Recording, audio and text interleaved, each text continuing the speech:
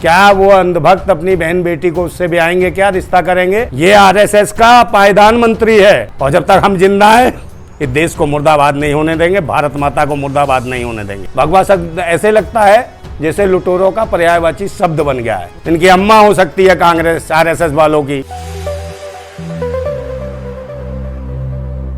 देखिए, अग्निपथ या कोई अन्य पथ या ये पथ या विभिन्न प्रकार के नाम रख लेने से अग्निपथ योजना नहीं है।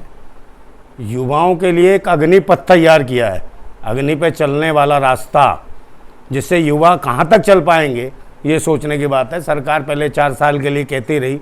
मैं पूछना चाहता हूँ 4 साल में होता क्या है?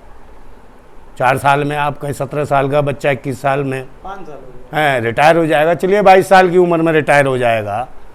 तो मैं सिर्फ उनसे पूछ रहा हूँ, सरकार में जो लोग रिटायर हो जाएंगे, जो सरकार वालों से पूछना चाहता हूँ, सरकार में जो लोग हैं बैठे हैं कि जो रिटायरमेंट हो जाएगा जो फौजी, क्या वो अंधभक्त अपनी बहन बेटी को उससे ब्याहेंगे? क्या रिश्ता करेंगे उस 5 साल के रिटायरमेंट के बाद? किसी बिजनेसमैन से नहीं करेंगे, फौजी से रिश्ता करेंगे, उसको अपना दामाद बनाएंगे। मैं पूछना चाहता हूँ आपके माध्यम से। सिक्योरिटी गार्ड की नौकरी देने की बात कह रहे हैं कि बीजेपी के ऑफिस में सिक्योरिटी गार्ड की नौकरी मिलेगी। बीजेपी के ऑफिस में सिक्योरिटी गार्ड की नौकरी बनेगी?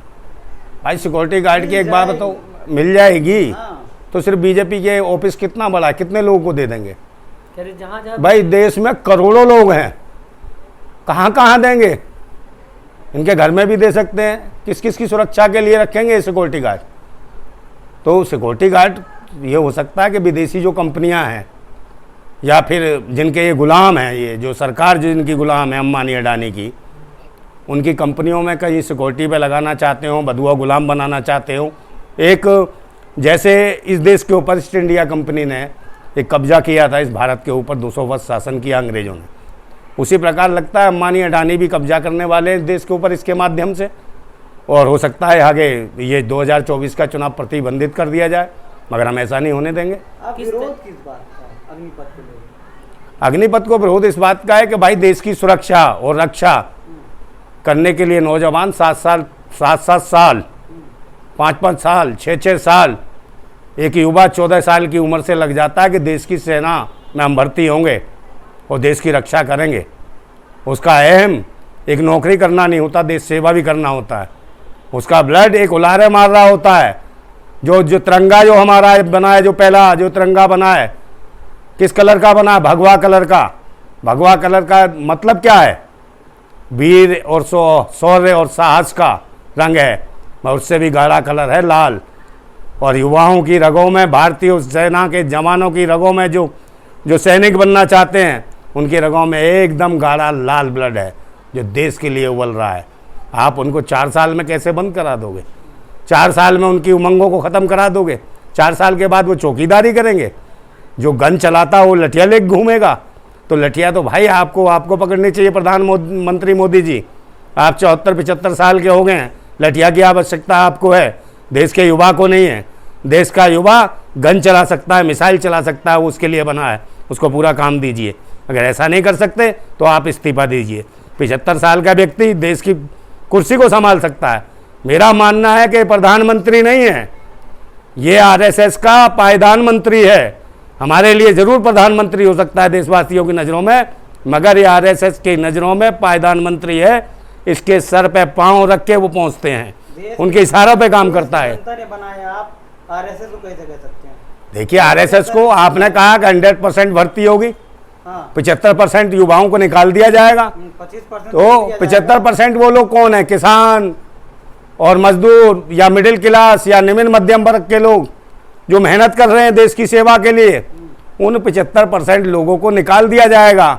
और 25% वो लोग होंगे जो आरएसएस से संबंध रखते होंगे, जो ढोंगी होंगे, पाखंडी होंगे, जिनकी मानसिकता हिंदुस्तान संस्कृति की होगी, मगर भारतीय संस्कृति को रौंदना चाहते हैं, उसे बधुआ गुलाम बना के रखना चाहते हैं।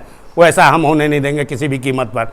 अभी भारतीय लोग जिंदा हैं, और जब तक हम जिंदा हैं इस देश को मुर्दाबाद नहीं होने देंगे, भारत माता को मुर्दाबाद नहीं होने देंगे। योगी जी तो कह रहे हैं ना कि हम नौकरी देंगे, सीआरपीएफ में भर्ती करेंगे, कहीं पे भी जरूरत हुई सिक्योरिटी गार्ड की देखिए योगी जी की बात कर रहे हैं। पहले नंबर तो मैं पूछना चाहता हूँ कि ये बताएं कि कितने साधु और साध्वियाँ ब्रह्मचारी हैं, पहले क्लियर कर दें।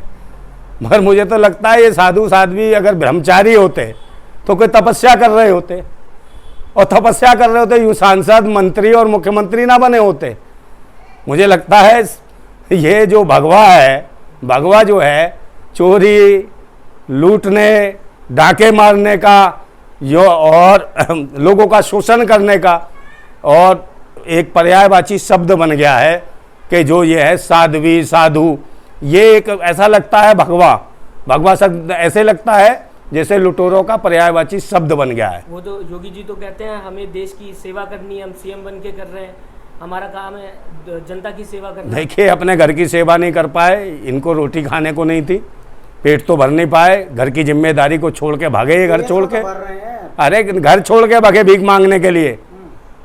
और हम देश का कहाँ भर रहे, तो अपना भर रहे, अपना पेट नहीं भर पाए थे आज तक, और ये घर छोड़ के चले गए थे। इनके घर में इतना परिवार था देश का नहीं भरते। देखिए ये पाखंडवादी व्यवस्था है। लोग धर्म और मजहब के नाम पर अनुवाद किया इस देश में, और क्या किया अभी तक आप मुझे बताइए। ये बार बार सरकार योजनाएं ला रही है, मगर योजनाएं को सफल क्यों नहीं हो रही है।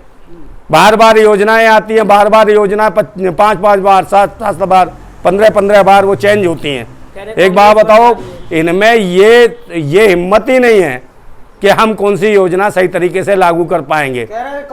देखिए अरे कांग्रेस से क्या लेना भाई हमको।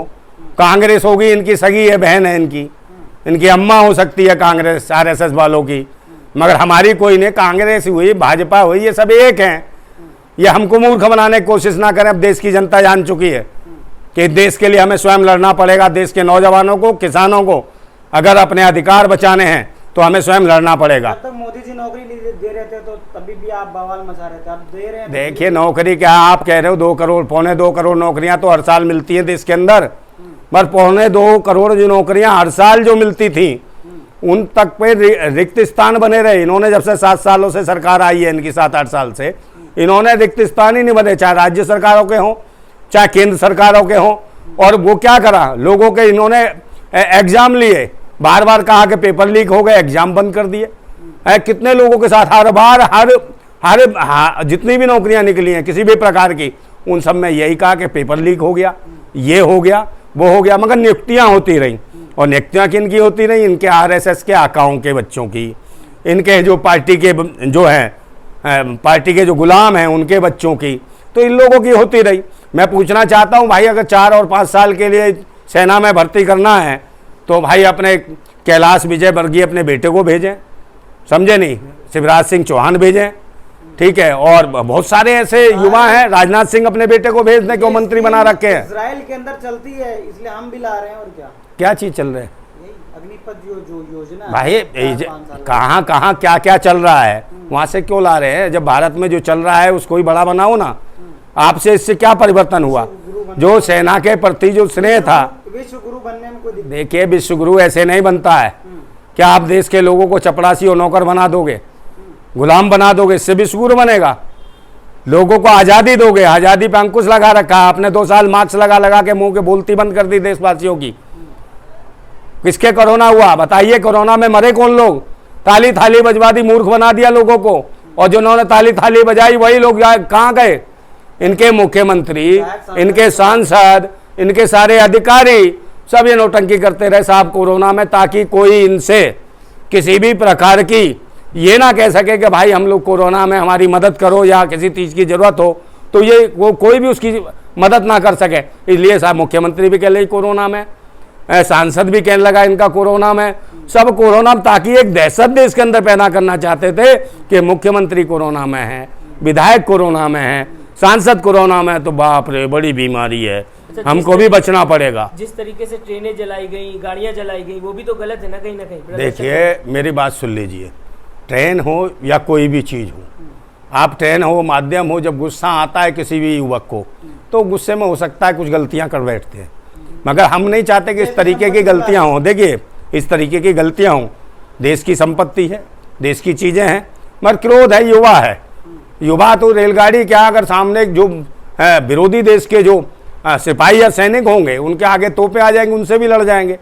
बात तो ये अधिकारों की है। देश की चाहे हम देखिए देश की 750 करोड़ रुपए नुकसान हुआ रेलवे देखिए देश की सीमाओं के अधिकार हों या अपने अधिकारों के अधिकार हों, युवाओं के, नौजवानों के जो शिद्दत थी उनकी देश सेवा की, जब उन पे कोई आदमी हथियार चलाएगा उनकी विचारधारा पे, तो वो किसी भी प्रकार का कार्य कर सकता है। तो देशद्रोही आतंकवादी कौन बना रहा है? कौन बना रहा है? सरकार बना रही है, जो देश के लिए सेवा करना चाहते हैं, जो देश के लिए काम करना चाहते हैं। आप उन्हें ठेकेदारी प्रथा के माध्यम से रखना चाहते हो, ठेके पे रखना चाहते हो, निजीकरण करना चाहते हो सेना का, और तो और पुलिस का भी निजीकरण करने में लगे हो, तो वो क्या करेगा? जो पूरी जिंदगी देश के लिए लड़ना चाहता है, आप 4 साल उसे रखना चाहते हो, उसमें भी उसे रखेंगे कि नहीं रखेंगे उसको भी पूरा विश्वास नहीं है। देखिए, और जब वो उसने लड़ना सीखा है कि मैं लड़ूंगा ही, एक युद्ध करने वाला व्यक्ति जो लड़ना जानता हो वो हाथ बांध के नहीं बैठेगा, और उसको जब रोजी रोटी, पूरे परिवार की समस्याएं, देश की समस्याएं दिखाई देंगी तो वो कुछ भी कर सकता है। आपके हाथ में उसे देशभक्त बनाओ, आतंकवादी बनाओ, देशद्रोही बनाओ, माओवादी बनाओ, क्या बनाना चाहते हो, या आपके हाथ में है। आप दे रहे हो लोगों को, युवाओं को, जब खाने को रोटी नहीं मिलेगी तो आपकी गर्दनों तक जाएंगे। तो ये मत कहना कि हाँ जी हम देश के रहनुमा, हमारी गर्दनों तक कैसे हाथ आ रहे हैं। ये कमी आपकी है जो आपकी गर्दन तक हाथ युवाओं के पहुँचेंगे, नौजवानों के पहुँचेंगे। ये देखना होगा तुमको।